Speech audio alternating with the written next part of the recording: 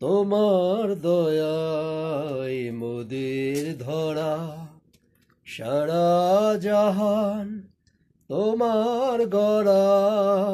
তোমার দয়ায় মোদের ধরা সারা জাহান তোমার গড়া তোমারই পথে আমার জীবন তোমারই পথে আমার জীবন কবুল করো গো আল্লাহ সুবহানাল্লাহ আলহামদুলিল্লাহ লা